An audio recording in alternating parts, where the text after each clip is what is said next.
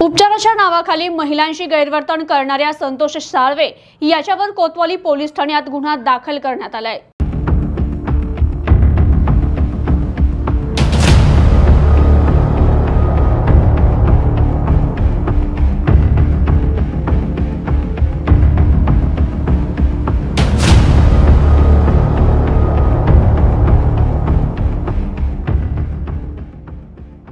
अहमदनगर शहरातील एका डॉक्टरवर महिलेशी असभ्य वर्तन केल्याप्रकरणी गुन्हा दाखल करण्यात आलाय। तर यामुळे एकच खळबळ उडाली आहे।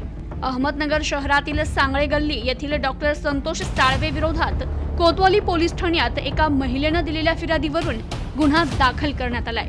पीडित महिलेने फिर्यादीत म्हटलंय, मला पाठीचा त्रास असल्याने मी 18 मार्च 2024 रोजी दुपारी आयुर्वेद निसर्ग केंद्र जुने कोर्ट समर्थ शाळेजवळ सांगळे गल्ली अहमदनगर येथे गेले असता तेथील डॉक्टर संतोष साळवे यांनी मला उपचाराच्या बहाण्याने आतमध्ये घेऊन गेला आणि मला हात लावत लज्जा उत्पन्न होईल असं कृत्य केलं। तसेच झालेला प्रकार कोणाला सांगितला तर तुला बघून घेईल अशी धमकीही दिली।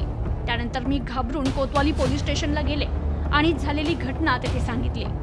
तर या महिलेने दिलेल्या फिर्यादीवरून कोतवाली पोलिसांनी संतोष साळवेवर 354, 506 कलमान्वये गुन्हा दाखल केलाय। तर आता दवाखान्यात उपचारासाठी जाणाऱ्या महिलेवर डॉक्टरकडून छेडछाड गैरप्रकार नगर शहरात होत असल्याने उपचारासाठी महिलांनी दवाखान्यात जावं की नाही असा प्रश्न महिलांच्या मनात येत असून याबाबत महिलांमध्ये भीती निर्माण होतीये। Bureau report, news today 24, Ahmednagar.